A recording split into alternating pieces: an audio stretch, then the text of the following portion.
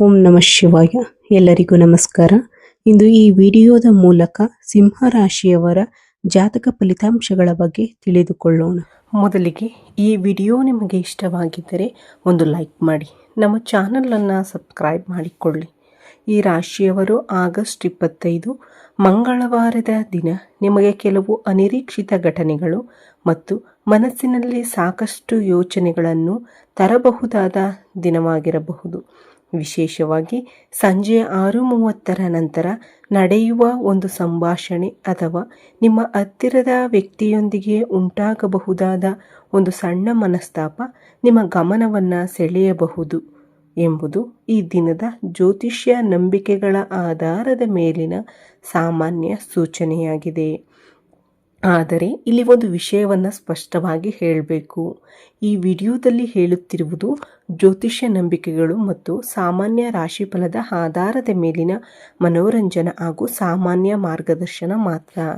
ಪ್ರತಿಯೊಬ್ಬ ಈ ರಾಶಿಯವರ ಜೀವನದಲ್ಲಿ ಇದೇ ಘಟನೆ ನಡೆಯುತ್ತದೆ ಎಂದು ಖಚಿತವಾಗಿ ಹೇಳಲು ಸಾಧ್ಯವಿಲ್ಲ. ಆದ್ದರಿಂದ ಯಾವುದೇ ವಿಷಯವನ್ನು ಭಯದಿಂದ ತೆಗೆದುಕೊಳ್ಳದೆ ಒಂದು ಸಾಮಾನ್ಯ ಸೂಚನೆಯಾಗಿ ಮಾತ್ರ ತೆಗೆದುಕೊಳ್ಳಿ. ಹಾಗಾದರೆ ಈ ರಾಶಿಯವರು ಆಗಸ್ಟ್ 25 ಮಂಗಳವಾರ ನಿಮ್ಮ ದಿನ ಹೇಗಿರಬಹುದು? ವಿಶೇಷವಾಗಿ ಸಂಜೆ 6:30 ನಂತರ ಯಾವ ವಿಷಯದಲ್ಲಿ ಹೆಚ್ಚು ಎಚ್ಚರಿಕೆ ವಹಿಸಬೇಕು? ಯಾರೊಂದಿಗಾದರೂ ಮಾತಿನ ಭಿನ್ನಾಭಿಪ್ರಾಯ ಉಂಟಾಗಬಹುದೇ? ಹಣಕಾಸು, ಉದ್ಯೋಗ ಮತ್ತು ಸ್ನೇಹಿತರ ವಿಷಯದಲ್ಲಿ ಏನು ಗಮನಿಸಬೇಕು?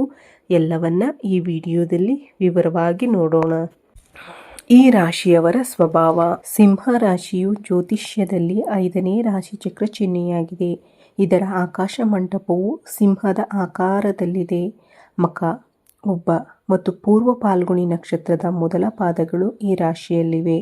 ಈ ರಾಶಿಯ ಅಧಿಪತಿ ಆತ್ಮವಿಶ್ವಾಸ ಹಾಗೂ ಶಕ್ತಿಯ ದೇವನಾದ ಸೂರ್ಯ. ಇದು ಅಗ್ನಿ ಅಂಶದ ಸಂಕೇತವಾಗಿದೆ. ರಾಜಗಾಂಭೀರ್ಯ, ನಾಯಕತ್ವ, ಧೈರ್ಯ, ಉದಾರತೆ ಮತ್ತು ಆಡಳಿತ ನಡೆಸುವ ಸಾಮರ್ಥ್ಯ ಈ ರಾಶಿಯ ವಿಶೇಷತೆಯಾಗಿದೆ. ಸೂರ್ಯನ ತೇಜಸ್ಸು ಈ ರಾಶಿಯಲ್ಲಿ ಪ್ರಮುಖವಾಗಿ ಗೋಚರಿಸುತ್ತದೆ.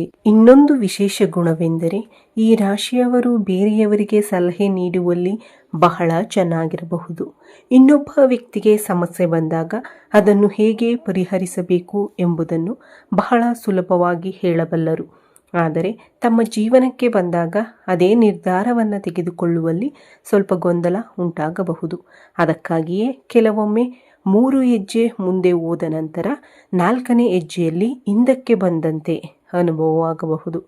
ಇತ್ತೀಚಿನ ದಿನಗಳಲ್ಲಿ ನಿಮಗೂ ಇಂತಹ ಅನುಭವವಾಗಿದ್ದರೆ ಈ ದಿನ ನಿಮ್ಮ ಕೆಲವು ನಿರ್ಧಾರಗಳನ್ನು ಮತ್ತೊಮ್ಮೆ ಪರಿಶೀಲಿಸುವುದು ಉತ್ತಮ. ಉದ್ಯೋಗ ಮತ್ತು ವ್ಯಾಪಾರ. ಇಂದು ಆಗಸ್ಟ್ 25 ದಿನದ ಉದ್ಯೋಗ ಮತ್ತು ವ್ಯಾಪಾರದ ವಿಷಯಕ್ಕೆ ಬರೋಣ. ಈ ರಾಶಿಯ ಉದ್ಯೋಗಿಗಳಿಗೆ ಮಂಗಳವಾರದ ದಿನ ಕೆಲಸಗಳು ಸ್ವಲ್ಪ ನಿಧಾನವಾಗಿ ಸಾಗುವ ಅನುಭವವಾಗಬಹುದು. ನೀವು ನಿರೀಕ್ಷಿಸದ ವೇಗದಲ್ಲಿ ಒಂದು ಕೆಲಸ ಪೂರ್ಣಗೊಳ್ಳದಿರಬಹುದು. ಯಾರಾದರೂ ನಿಮ್ಮ ಕೆಲಸವನ್ನು ಪರಿಶೀಲಿಸಬೇಕಾಗಬಹುದು ಅಥವಾ ನೀವು ಇನ್ನೊಬ್ಬರ ಸಹಾಯಕ್ಕಾಗಿ ಕಾಯಬೇಕಾಗಬಹುದು. ಇಂತಹ ಸಂದರ್ಭದಲ್ಲಿ ತಕ್ಷಣ ಕೋಪಗೊಳ್ಳಬೇಡಿ. ನನ್ನ ಕೆಲಸವನ್ನು ಯಾರೂ ಅರ್ಥ ಮಾಡಿಕೊಳ್ಳುತ್ತಿಲ್ಲ ಎಂದು ಭಾವಿಸುವ ಬದಲು ಕೆಲಸವನ್ನು ಒಂದೊಂದಾಗಿ ಮುಗಿಸುವ ಕಡೆ ಗಮನ ಕೊಡಿ. ಇಂದು ಕಚೇರಿಯಲ್ಲಿ ಮಾತಿನ ವಿಚಾರದಲ್ಲಿ ಸ್ವಲ್ಪ ಎಚ್ಚರಿಕೆ ವಹಿಸುವುದು ಒಳ್ಳೆಯದು. ನೀವು ಸಾಮಾನ್ಯವಾಗಿ ಹೇಳಿದ ಮಾತನ್ನೇ ಮತ್ತೊಬ್ಬರು ಬೇರೆ ರೀತಿಯಲ್ಲಿ ಅರ್ಥ ಮಾಡಿಕೊಳ್ಳುವ ಸಾಧ್ಯತೆ ಇದೆ. ವಿಶೇಷವಾಗಿ ನಿಮ್ಮ ಸಹೋದ್ಯೋಗಿಗಳೊಂದಿಗೆ ಅನಗತ್ಯ ಚರ್ಚೆಗಳನ್ನು ತಪ್ಪಿಸಿ. ವ್ಯಾಪಾರ ಮಾಡುತ್ತಿರುವವರಿಗೆ ಹೊಸ ನಿರ್ಧಾರ ತೆಗೆದುಕೊಳ್ಳುವ ಮುನ್ನ 2 ಬಾರಿ ಯೋಚಿಸುವುದು ಉತ್ತಮ. ದೊಡ್ಡ ಹೂಡಿಕೆ ಅಥವಾ ದೊಡ್ಡ ಬದಲಾವಣೆ ಮಾಡುವ ಮುನ್ನ ಅದರ ಎಲ್ಲ ವಿವರಗಳನ್ನು ಪರಿಶೀಲಿಸಿ.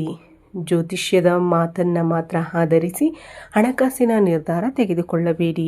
ನಿಮ್ಮ ವ್ಯವಹಾರದ ನಿಜವಾದ ಪರಿಸ್ಥಿತಿ, ದಾಖಲೆಗಳು ಮತ್ತು ಸಲಹೆಗಾರರ ಅಭಿಪ್ರಾಯವನ್ನು ಪರಿಗಣಿಸಿ. ಈಗ ಹಣಕಾಸಿನ ವಿಚಾರದಲ್ಲಿ ಎಚ್ಚರಿಕೆ. ಇನ್ನು ಹಣದ ವಿಷಯಕ್ಕೆ ಬಂದರೆ ಈ ದಿನ ಈ ರಾಶಿಯವರು ಸ್ವಲ್ಪ ಜಾಗರೂಕರಾಗಿರುವುದು ಉತ್ತಮ. ನಿಮಗೆ ಯಾವುದಾದರೂ ತುರ್ತು ಖರ್ಚು ಎದುರಾಗಬಹುದು ಅಥವಾ ನೀವು ನಿರೀಕ್ಷಿಸದ ಒಂದು ಸಣ್ಣ ಖರ್ಚು ಬರಬಹುದು. ಇಂತಹ ಖರ್ಚುಗಳು ಒಂದರ ಹಿಂದೆ ಒಂದರಂತೆ ಬಂದರೆ ಮನಸ್ಸಿಗೆ ಒತ್ತಡ ಉಂಟಾಗಬಹುದು. ಹೊಸದಾಗಿ ಯಾರಿಗಾದರೂ ದೊಡ್ಡ ಮೊತ್ತದ ಹಣದ ಕೊಡುವ ಮುನ್ನ ಯೋಚಿಸಿ. ಅದೇ ರೀತಿ ನಿಮಗೆ ಹೊಸದಾಗಿ ಸಾಲ ಬೇಕಾದರೆ ಅದರ ಬಡ್ಡಿ ಮರುಪಾವತಿ ಅಥವಾ ಇತರ ಷರತ್ತುಗಳನ್ನು ಸಂಪೂರ್ಣವಾಗಿ ಅರ್ಥ ಮಾಡಿಕೊಂಡ ನಂತರವೇ ನಿರ್ಧಾರ ತೆಗೆದುಕೊಳ್ಳಿ. ತಕ್ಷಣದ ಅಗತ್ಯಕ್ಕಾಗಿ ತೆಗೆದುಕೊಂಡ ನಿರ್ಧಾರ ಮುಂದೆ ದೊಡ್ಡ ಹೊಣೆಗಾರಿಕೆಯಾಗದಂತೆ ನೋಡಿಕೊಳ್ಳಿ. ಇಂದು ಖರ್ಚು ಮಾಡುವ ಮೊದಲು ಒಂದು ಸರಳ ಪ್ರಶ್ನೆ ನಿಮ್ಮನ್ನು ನೀವೇ ಕೇಳಿಕೊಳ್ಳಿ. ಇದು ನಿಜವಾಗಿಯೂ ಅಗತ್ಯವೇ? ಈ ಒಂದು ಪ್ರಶ್ನೆ ನಿಮ್ಮ ಅನಗತ್ಯ ಖರ್ಚನ್ನು ಕಡಿಮೆ ಮಾಡಲು ಸಹಾಯ ಮಾಡಬಹುದು. ಈಗ ಪ್ರಯಾಣದ ವಿಚಾರಕ್ಕೆ ಬರೋಣ. ಈ ರಾಶಿಯವರು ಆಗಸ್ಟ್ 25ರಂದು ಅನಿರೀಕ್ಷಿತ ಪ್ರಯಾಣದ ಯೋಜನೆ ಎದುರಾದರೆ ಸ್ವಲ್ಪ ಸಮಯ ತೆಗೆದುಕೊಂಡು ಯೋಚಿಸಿ. ಪ್ರಯಾಣ ಮಾಡಲೇಬೇಕಾದರೆ ವಾಹನದ ದಾಖಲೆಗಳು, ಸಮಯ, ಮಾರ್ಗ ಮತ್ತು ಅಗತ್ಯ ವಸ್ತುಗಳನ್ನು ಮುಂಚಿತವಾಗಿ ಪರಿಶೀಲಿಸಿ. ಆತುರದಲ್ಲಿ ಹೊರಡುವುದನ್ನು ತಪ್ಪಿಸಿ. ವಿಶೇಷವಾಗಿ ರಾತ್ರಿ ಸಮಯದಲ್ಲಿ ಪ್ರಯಾಣ ಮಾಡುವವರು ಸಾಮಾನ್ಯ ಸುರಕ್ಷತಾ ನಿಯಮಗಳನ್ನು ಪಾಲಿಸಿ. ಇದು ಜ್ಯೋತಿಷ್ಯಕ್ಕಿಂತಲೂ ಮುಖ್ಯವಾದ ವಿಷಯ. ನಿಮ್ಮ ಸುರಕ್ಷತೆ ಯಾವಾಗಲೂ ಮೊದಲ ಆದ್ಯತೆ. ಸಂಜೆ 6:30ರ ನಂತರದ ಒಂದು ಪ್ರಮುಖ ಸಮಯ. ಈಗ ಈ ವಿಡಿಯೋದಲ್ಲಿ ಬಹಳ ಜನ ಕಾಯುತ್ತಿರುವ ವಿಷಯಕ್ಕೆ ಬರೋಣ. ಸಂಜೆ 6:30ರ ನಂತರ ಏನಾಗಬಹುದು?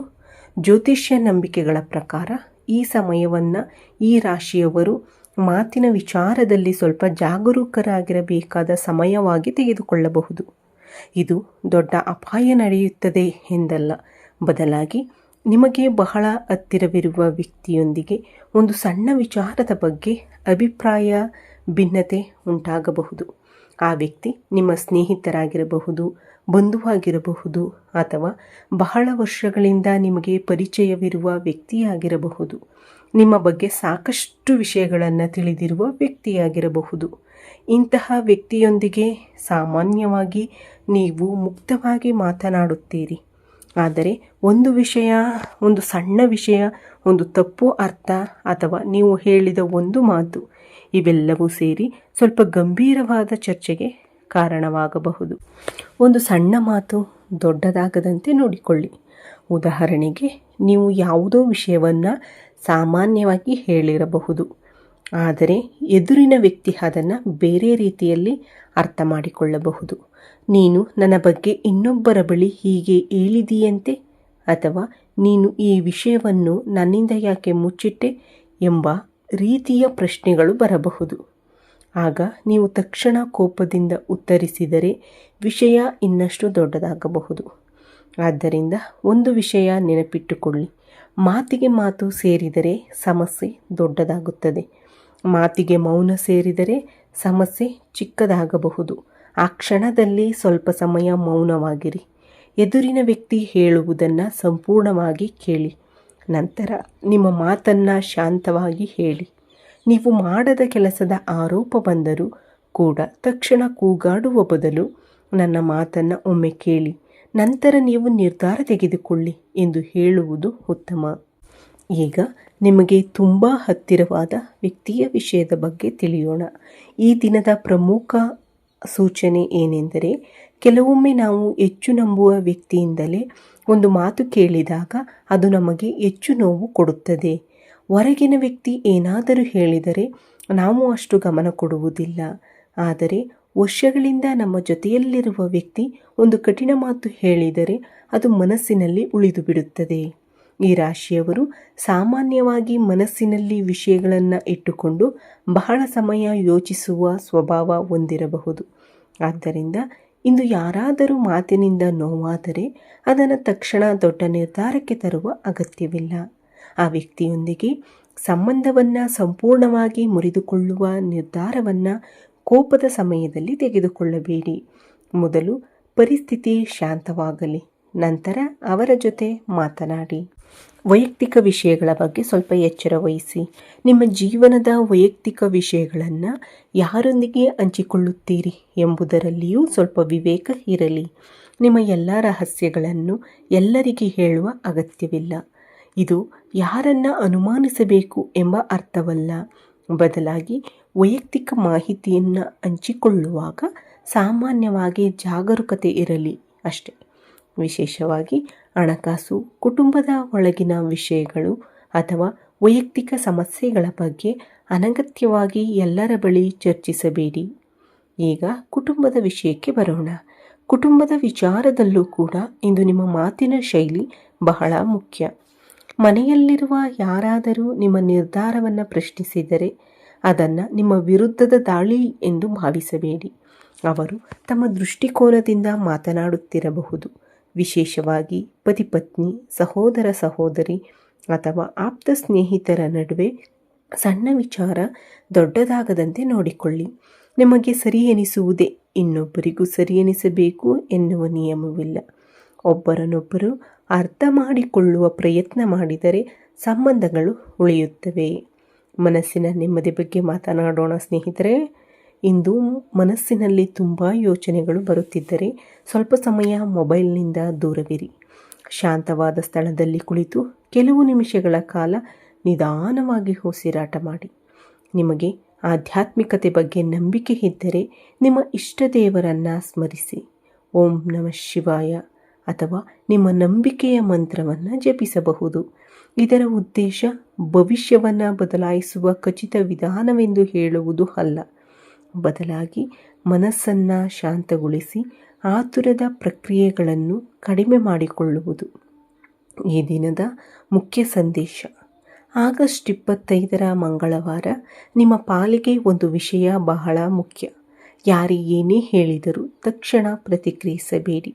ವಿಶೇಷವಾಗಿ ಸಂಜೆ 6:30 ನಂತರ ಯಾವುದಾದರೂ ಮಾತುಕತೆ ಗಂಭೀರವಾಗುತ್ತಿದ್ದರೆ ಒಂದು ಹೆಜ್ಜೆ ಹಿಂದೆ ಸರಿಯಿರಿ. ನೀರನ್ನು ಕುಡಿಯಿರಿ. ಸ್ವಲ್ಪ ಸಮಯ ತೆಗೆದುಕೊಳ್ಳಿ. ನಂತರ ಅವರೊಂದಿಗೆ ಮಾತನಾಡಿ. ಏಕೆಂದರೆ ಕೆಲವೊಮ್ಮೆ ಒಂದು ನಿಮಿಷದ ಕೋಪದಿಂದ ಹಲವು ವರ್ಷಗಳ ಸಂಬಂಧಕ್ಕೆ ನೋವು ಉಂಟಾಗಬಹುದು. ಅದೇ ರೀತಿ ಒಂದು ನಿಮಿಷದ ತಾಳ್ಮೆಯಿಂದ ದೊಡ್ಡ ಸಮಸ್ಯೆಯನ್ನೇ ತಪ್ಪಿಸಬಹುದು. ಇದಕ್ಕೆ ಸರಳ ಪರಿಹಾರಗಳು: ನಿಮ್ಮ ಆಧ್ಯಾತ್ಮಿಕ ಆಚರಣೆಗಳಲ್ಲಿ ನಂಬಿಕೆ ಇದ್ದರೆ ಮಂಗಳವಾರ ಸಂಜೆ ಮನೆಯಲ್ಲಿ ಒಂದು ದೀಪವನ್ನು ಬೆಳಗಿಸಿ ನಿಮ್ಮ ಇಷ್ಟದೇವರ ನಾಮಸ್ಮರಣೆ ಮಾಡಿ. ಶಾಂತವಾಗಿ ಕುಳಿತು ನಿಮ್ಮ ಮನಸ್ಸಿನಲ್ಲಿರುವ ಗೊಂದಲಗಳನ್ನು ಕಡಿಮೆ ಮಾಡಿಕೊಳ್ಳಲು ದೇವರಲ್ಲಿ ಪ್ರಾರ್ಥಿಸಿ. ಸಾಧ್ಯವಾದರೆ ಅಗತ್ಯವಿರುವ ವ್ಯಕ್ತಿಗೆ ಆಹಾರ ಅಥವಾ ನಿಮ್ಮಿಂದಾಗುವ ಸಹಾಯವನ್ನು ಮಾಡಿ. ಇಂದು ಯಾವುದೇ ಸಮಸ್ಯೆ ಖಚಿತವಾಗಿ ಪರಿಹಾರವಾಗುತ್ತದೆ ಎಂಬ ಭರವಸೆ ಅಲ್ಲ, ಆದರೆ ಒಳ್ಳೆಯ ಕಾರ್ಯ ಮತ್ತು ಶಾಂತ ಮನಸ್ಸು ನಿಮ್ಮ ದಿನವನ್ನು ಉತ್ತಮವಾಗಿ ಎದುರಿಸಲು ಸಹಾಯ ಮಾಡಬಹುದು. ಹಾಗಾದರೆ ಆಗಸ್ಟ್ 25 ಮಂಗಳವಾರ ನಿಮ್ಮ ಜೀವನದಲ್ಲಿ ಏನಾಗುತ್ತದೆ ಎಂಬುದನ್ನು ಯಾರೂ 100% ಖಚಿತವಾಗಿ ಹೇಳಲು ಸಾಧ್ಯವಿಲ್ಲ. ಆದರೆ ಜ್ಯೋತಿಷ್ಯ ನಂಬಿಕೆಗಳ ಪ್ರಕಾರ ಈ ದಿನದ ಮುಖ್ಯ ಸೂಚನೆ: ಮಾತಿನಲ್ಲಿ ಎಚ್ಚರಿಕೆ, ಹಣದಲ್ಲಿ ಜಾಗರೂಕತೆ, ಪ್ರಯಾಣದಲ್ಲಿ ಸುರಕ್ಷತೆ ಮತ್ತು ಸಂಬಂಧಗಳಲ್ಲಿ ತಾಳ್ಮೆ. ವಿಶೇಷವಾಗಿ ಸಂಜೆ 6:30 ನಂತರ ಯಾರೊಂದಿಗಾದರೂ ಸಣ್ಣ ಮನಸ್ತಾಪ ಉಂಟಾದರೆ ಅದನ್ನು ದೊಡ್ಡ ಸಮಸ್ಯೆಯಾಗಿ ಮಾಡಿಕೊಳ್ಳಬೇಡಿ. ನಿಮ್ಮ ಹತ್ತಿರವಿರುವ ವ್ಯಕ್ತಿಯೇ ಆಗಿದ್ದರೂ ಆ ಕ್ಷಣದಲ್ಲಿ ಕೋಪದಿಂದ ಯಾವುದೇ ಅಂತಿಮ ನಿರ್ಧಾರ ತೆಗೆದುಕೊಳ್ಳಬೇಡಿ. ಸಮಯ ಕೊಡಿ, ಮಾತನಾಡಿ, ಅರ್ಥ ಮಾಡಿಕೊಳ್ಳಿ ಮತ್ತು ನಿಮ್ಮ ಜೀವನದ ನಿರ್ಧಾರಗಳನ್ನು ನಿಮ್ಮ ಸ್ವಂತ ವಿವೇಕದಿಂದ ತೆಗೆದುಕೊಳ್ಳಿ. ಈ ವಿಡಿಯೋ ನಿಮಗೆ ಇಷ್ಟವಾಗಿದ್ದರೆ ಒಂದು ಲೈಕ್ ಮಾಡಿ, ನಮ್ಮ ಚಾನಲನ್ನು ಸಬ್ಸ್ಕ್ರೈಬ್ ಮಾಡಿ. ನಿಮ್ಮ ಸ್ನೇಹಿತರು ಮತ್ತು ಕುಟುಂಬದವರಿಗೂ ಈ ವಿಡಿಯೋವನ್ನು ಶೇರ್ ಮಾಡಿ. ಮತ್ತೆ ಮುಂದಿನ ವಿಡಿಯೋದಲ್ಲಿ ಭೇಟಿಯಾಗೋಣ. ಕಾಮೆಂಟ್ ವಿಭಾಗದಲ್ಲಿ ಓಂ ನಮಃ ಶಿವಾಯ ಎಂದು ಬರೆಯಿರಿ. ನಿಮ್ಮ ಜೀವನದಲ್ಲಿ ಸದಾ ಆರೋಗ್ಯ, ಸಂತೋಷ, ನೆಮ್ಮದಿ ಮತ್ತು ಸಮೃದ್ಧಿ ಇರಲಿ ಎಂದು ನಾನು ಆ ದೇವರಲ್ಲಿ ಪ್ರಾರ್ಥಿಸುತ್ತೇನೆ.